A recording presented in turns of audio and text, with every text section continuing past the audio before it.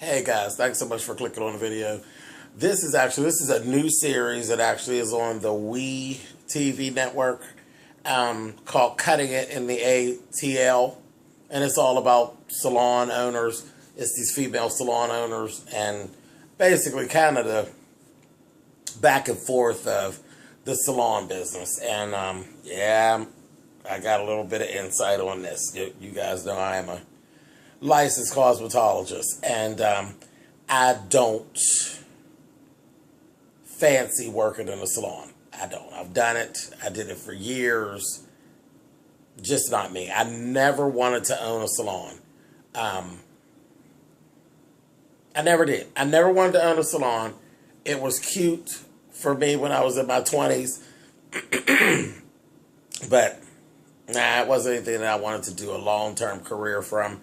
I had an interest in it. I went to school, got my license, and I did it. You know, it's something I can do. I can always eat. I'll always be able to eat no matter what. There's always somebody that's going to need a hairdo. You know, I'll always be able to eat. Basically, that's it. So it's a nice feather to have in your cap. But as a career move, no, it just was not for me. And like I said, I didn't even enjoy working in a salon. You know, I had a wonderful boss that I worked under for years. And if I called her tomorrow, I could have a chair like that. It's just not, you know, I got out of that years ago. But anyway, I'm going to say this before we even get started, okay? If you don't know, then you need to know. A salon is only as good as the stylist that works at the salon, okay? Believe that. It ain't got shit to do with the owner of the salon. It really don't. The owner of the salon, you have to have a certain skill set to run a salon, but a salon is only as good as the stylists that work in the salon. The reputation of the salon is only as good as the stylist that works in the salon. If you got a bunch of bad stylists, it'll have a bad name. The money is only as successful as the stylists that work in the salon. So, saying that, let's move forward with this review. Okay, this is episode 1, cutting it in the ATL. Let's go through the ladies. Maya is a character basically who she owns the $50 walk-in weave shop. Okay, that's what it's called, $50 walk-in weave. The funny thing about Maya's not a hairdresser. Maya is a salon owner, and you can be a salon owner without being a hairdresser. You can do it, and I've seen it done a lot of times. But anyway, so she actually is very successful. We're going to get to that as well. Deidre is she's a real clean cut chick. And they all seem about in their 40s. They seem about my age. They're young girls, really. But Deidre owns a salon, and she actually doesn't do weave at her shop. She has just recently hired a girl. Her name was... what was that baby's name? Her name was... It'll come to me. But she had just hired this girl, LaKenya. I knew I remember because I have a cousin named Kenya. So LaKenya. LaKenya is a good weaver. She does weave, sew and weaves well, and I guess she's pretty much known around Atlanta for it. She's just hired her on board at her salon. Okay? And then there's Beauty, and that's supposedly her name, Beauty. I believe that like I believe a hole in my head. But she's a salon owner.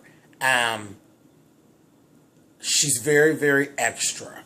Very extra. I think her place is called something real grand. I can't think of it right now. I didn't write it down. But that's not important. The important thing is her character. She's very, very extra. Very extra. She's very bougie, very nose in the air, and we'll talk about her a little bit more later too. And then there's Bashaya, I think is how her name is pronounced. Excuse me. She's a natural hair salon owner.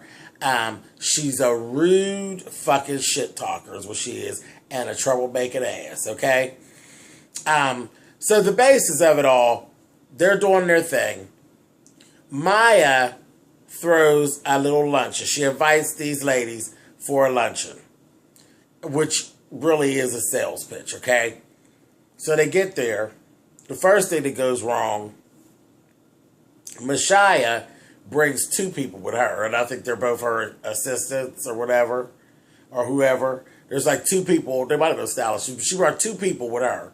And Beauty actually brought her sister with her.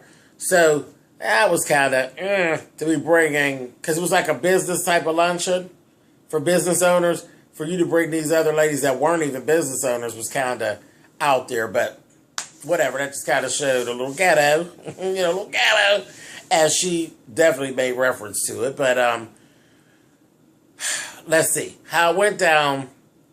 Deirdre.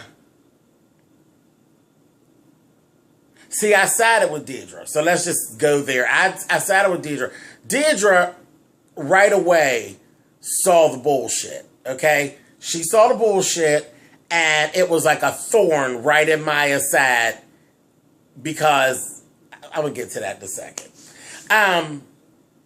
What she basically was doing, she was bringing them there for a pitch of selling hair out of their salon. She has a connect. She wants to buy the hair. She wants to sell hair to them, and they sell hair out of the salon. So, in essence, like a multi-level marketing kind of situation.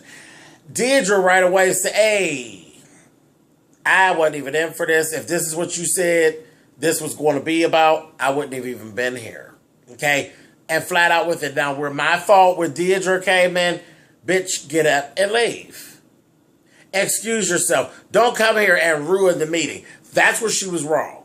If you got there, you thought it was going to be one thing, and it's something different. And I've been there, where I've ended up in a multi-level marketing meeting, and I'm like, seriously, you got me. Okay. She should have gotten up and excused herself. She didn't even have to say anything. But then we wouldn't be on reality TV at that point, would we? So right away, Maya wasn't feeling Deirdre, because Deirdre is a thorn in her side. She's that one bitch at a multi-level marketing meeting, asking all the questions and giving, is this a pyramid, and all that kind of shit. She's the one bitch that everybody wants out. Okay? Mashaya just started taking shots at Deirdre right away, being kind of rude, and that kind of thing. And she definitely did take shots at Mashaya. Mashaya definitely took shots at Deirdre first. She was messy as hell. So they start back and forth. Then you have some more problems. Now Beauty wants to join in, and it's everybody against Deirdre. In the midst of the conversation, we find out that LaKenya is now working for Deirdre. Beauty didn't know it.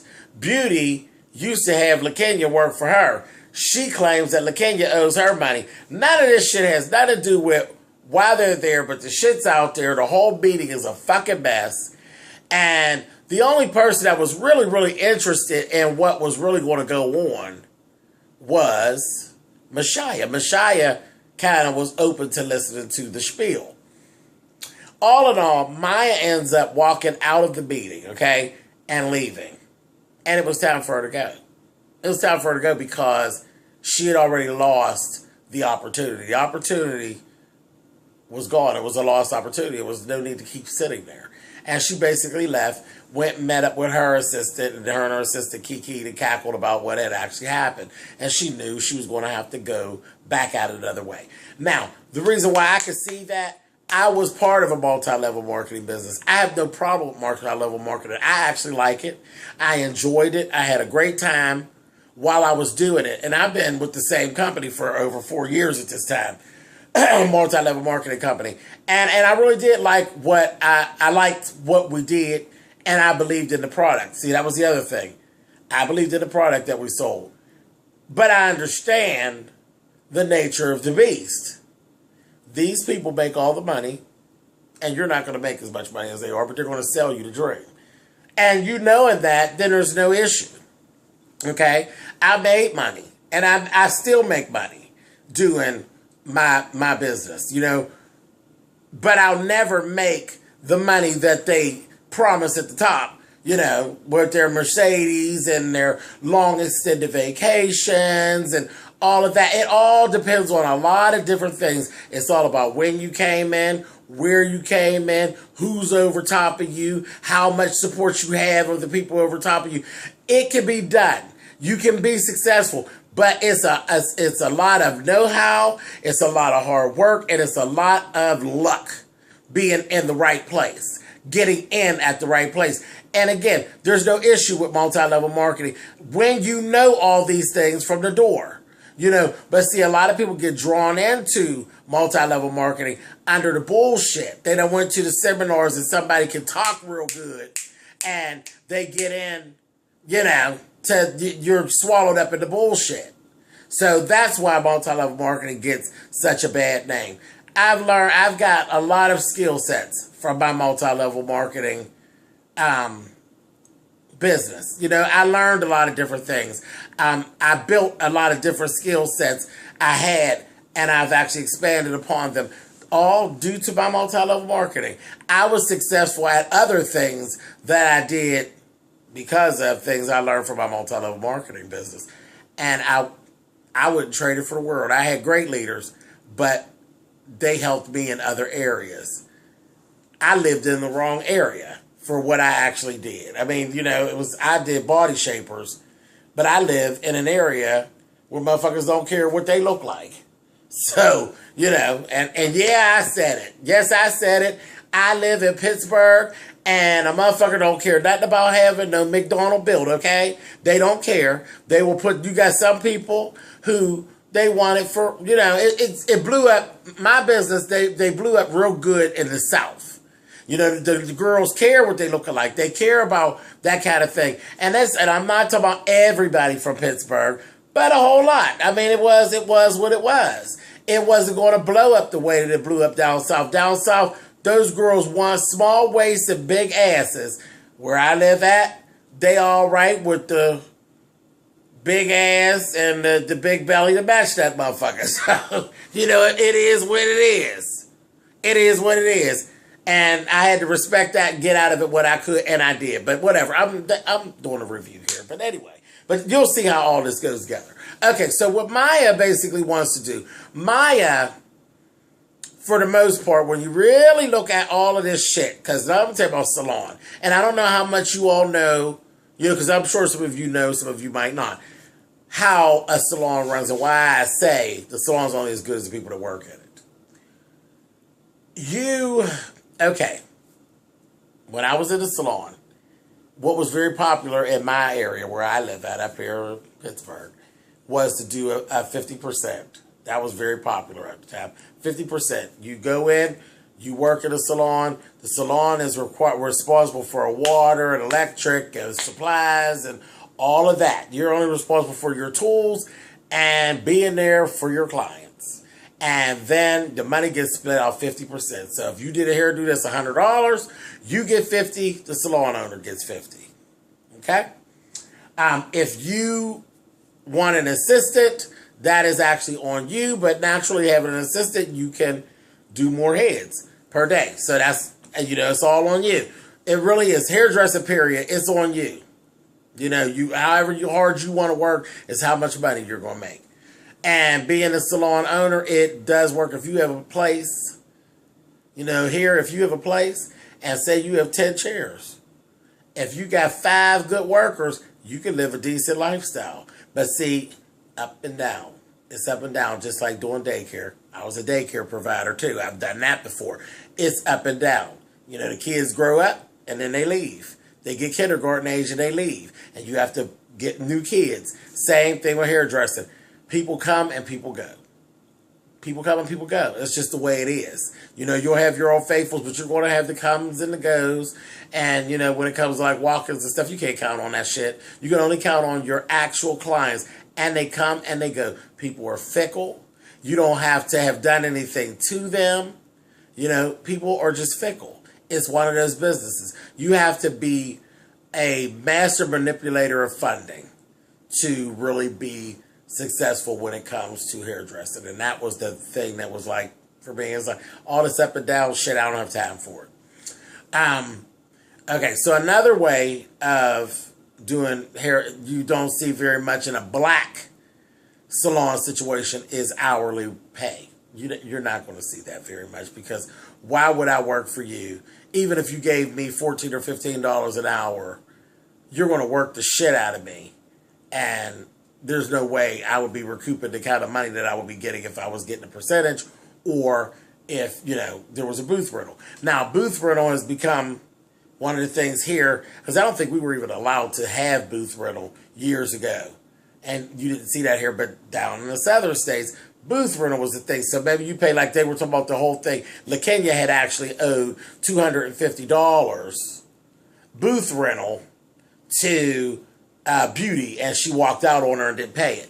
So she basically, now that's how the booth rental thing works. You pay like $250 to the salon owner, and then you do your thing. If you make your $250 back, good. If you don't, that's your motherfucking problem.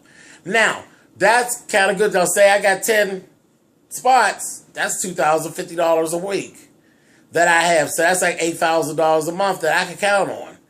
But then you really can't count on it now, can you? Because hairdressers come and go. That's the other thing you got to watch. The thing is, hair, and I see like with Beauty had a big issue about thinking she was better than a hairstylist. So she actually sat there as she said it. When at a point in the review, in the program, after that meeting took place, that luncheon, Deidre, and I didn't like this, Deidre sat with LaKenya and told LaKenya all the things that had been said about her by Beauty, and basically sent her to attack Beauty. And she did. She went to Beauty's salon to tell her, you keep your name out of your mouth, this, that, thing, and the other. But in the midst of their conversation, you did get to see Beauty for who she was. She's a bitch. She's a bitch who's extra, with a raggedy motherfucking weave on, and the sides of her hair is chewed up and look like ground meat. You got this raggedy ass wig on, bitch, but you the shit though, right? Yeah, okay. Anyway, so I didn't like that. I thought Deidre, that was really, that was a mess, because that could have went really bad. They could have got to fighting, or anything could have happened. That girl could have went to jail down there, and this shit happened over a year ago. They were talking about it like the shit happened last week. About her, and they kept saying, girl, you really not hurt for that $250? Motherfucking right. Yes, I'm hurt about my $250. Because that bitch probably didn't have $50 in her purse. But anyway, and everybody was just so motherfucking big time. I said, really? Really? Yeah, I'm hurt about my $250, bitch. But anyway, so that's another way that they do payment down there. So either way, like I said, what ended up happening, she was swole. Beauty swole because she walked out. And not only, she didn't just lose that $250, she loses $250 every week. Okay? But that behavior that Beauty had, nasty. Oh, they're not on my level. They're not on my level. Who ain't on your level, honey? If it not be for them, bitch, you don't have a level. You don't have a level. All you have is what you can make. That's all you got. You better pull it together. And you see this shit a lot in salons. Child, I couldn't be bothered with that shit. That shit was aggravating. And I just never aspired to be a salon owner. Never. And I think I have a personality where I would be okay, because that's the one thing I have an issue with, like working for other people. It's always, management style bothers me really bad. You don't have to be nasty to a person to manage them well. I believe that you could treat everybody decent and everybody get along and it'd be cool. I mean, you're going to run into people that want to bullshit you and all of that. But as far as just being nasty and all that, I think that I would really excel in a management role, because I don't have that. I'm not one for misusing and abusing people and put myself above them and treating them like shit. That's, I think I would excel with that. So I always felt like I could do okay with a salon. But again, it's not really you. People are fickle. Hairdressers can be snatched away from you just like that.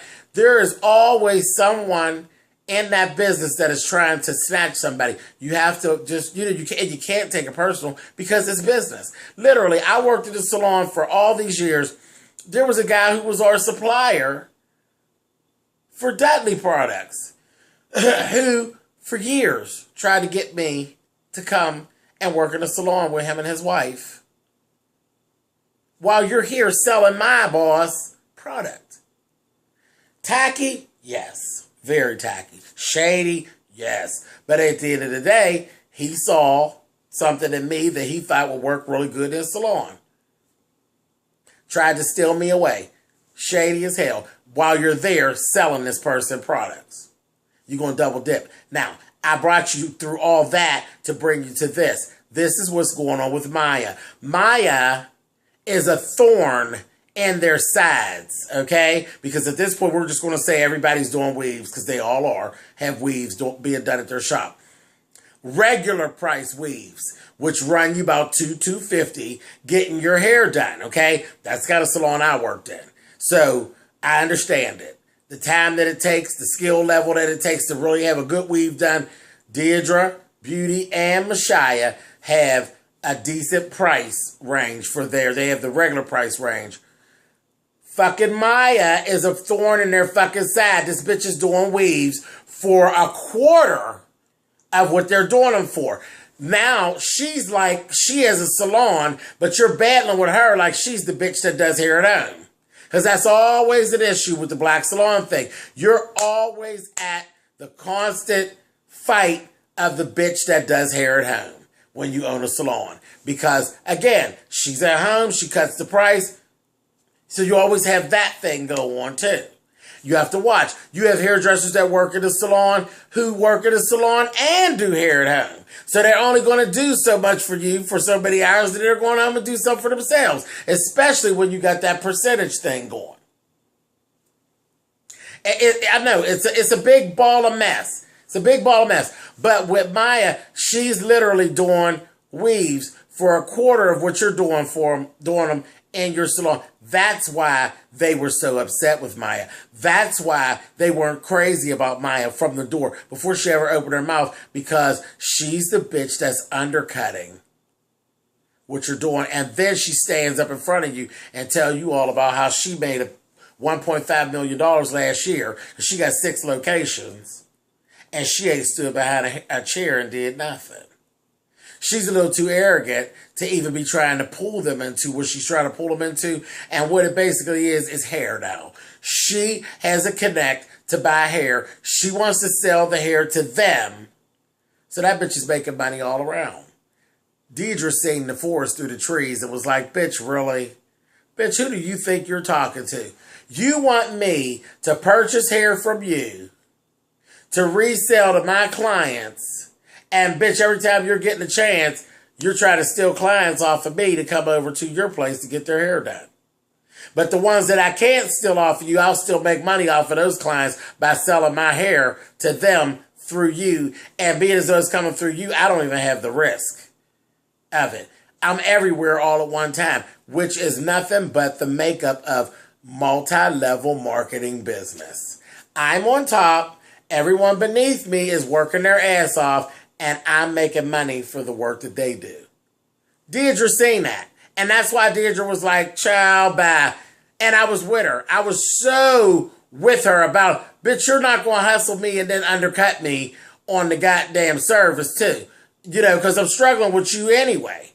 You got all these salons and you just pop up here and this salon's doing good. I'm battling with you already, bitch. You're not going to come in and make money off of me on top of me trying to battle with you trying to stay afloat. Not going to happen. But Deidre was wrong for starting it up. And if those bitches couldn't figure that out, that were sitting there, that's not your business. You don't undercut her being shady. You don't do dirt for dirt. You get the fuck up, tell her thank you for inviting me, but I'm not, you know. And I probably wouldn't even done that. I would have sat through the meeting and told her thank you very much. You know, no thank you. I'm not really feeling it right now. And I'd have left. That's what I would have done.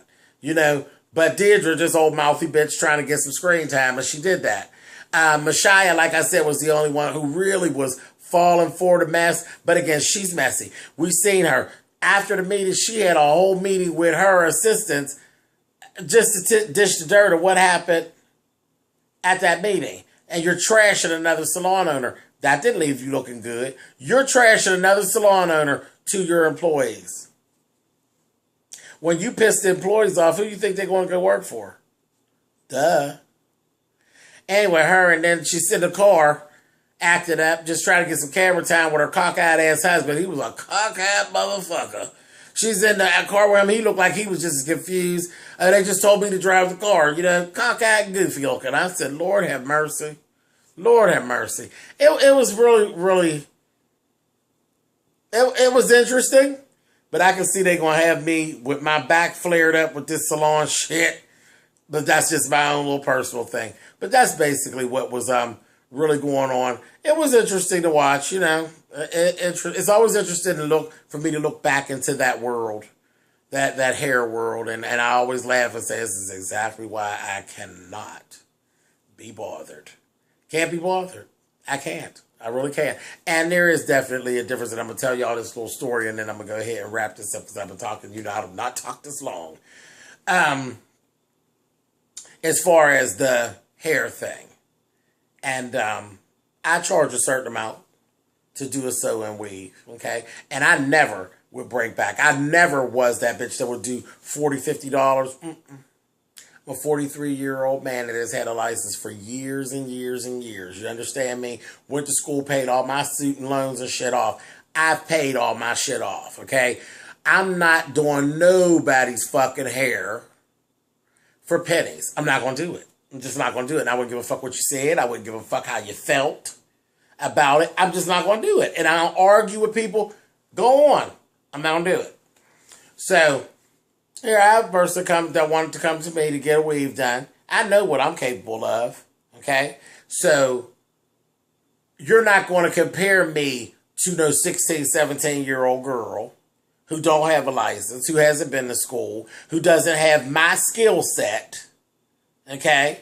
There is no comparison. Because I'll put a weave in your goddamn head that will last you from one relaxer clean to your next relaxer. She'll put a weave in your head that in 2 weeks, half of it is just about to fall the fuck out of your head, okay? But we're not going to argue that point. I'm not even going to have the conversation with you. Fuck you. Go ahead. Go ahead. Happens, and it's just one particular time I'm talking about, but this has happened many times. Go back and forth with a person. I've been knowing them for years about this weave. No, this, that, and the other. Well, could you just knock 10 off, honey? I'm not. Do I look like the Asian people that barter back and forth? I don't do that. This is what I charge, period. Period. And that was what was going on at the time. You go to the other person. They do your hair, half the cost. And, oh, they're so good, they even included the damn hair for less than what my price was. And in a week and a half, your hair is so motherfucking matted up in the back. When I say matted up, I thought it was an inverted bob, but it really was a sauvage. I ain't never seen such matted up shit that someone was passing off his hair. And then you want me to look at, honey, I don't have anything to do with that you got going on. Not at all. So you want me to look at it, you want me to look at it, and I look inside the hair, strings, pieces that just, I don't know if they didn't lock the thread or what. A mess, shit falling apart in a week and a half. No, I don't feel bad for you. I just looked at it. I'm not fixing anything. I just looked at it because you wanted me to look at it. Yes, you got your head bumped. Yes, that shit is a fucking mess. But no, I won't touch it. And I won't have you run around talking about Shaft said nothing. Shaft ain't said shit. That shit's fucked up. Yes, I could have did a better job. You already know that because I had done the person's hair before. Done with it. You know, so there's a whole, that hair, I could go on and on and on and on about hair stories. I might, you know what, I may actually do a series of just funny shit that has happened to me over the years when I used to do hair. I could do a whole series and have you all on the floor about some of the shit that has happened with fucking with folks and doing hair and making clothes. Oh my fucking God. Bounce checks. Not coming to appointments on time. Lies and garbage and foolishness and tomfoolery and tomfuckery. I could do a whole series, and I may, I'm going to think about that. I may do that. But we could kiki for a while about, quote unquote, see, somebody might not like this word, but I'm going to throw it on out there, nigga shit. Okay? Nigga shit. All right, y'all. But anyway, this is what basically went on with this first episode. I will definitely be watching these ladies because they are a mess. They're a mess. Absolute mess. And back and forth, all this back and forth. There's going to be a lot of back and forth because there's always a lot of back and forth for the salon. It's a bunch of messy shit. Anywhere where you got a bunch of women and a bunch of gay men, honey, it's going to be some issues. Okay? But anyway, so that's it. I've gone long enough. I have talked over 30 minutes about this child. The whole program wasn't but an hour. Shameful. All right. So, you guys a thumbs up or thumbs down the video. You know how that works. I will see you guys next video. All right, guys. Bye for now.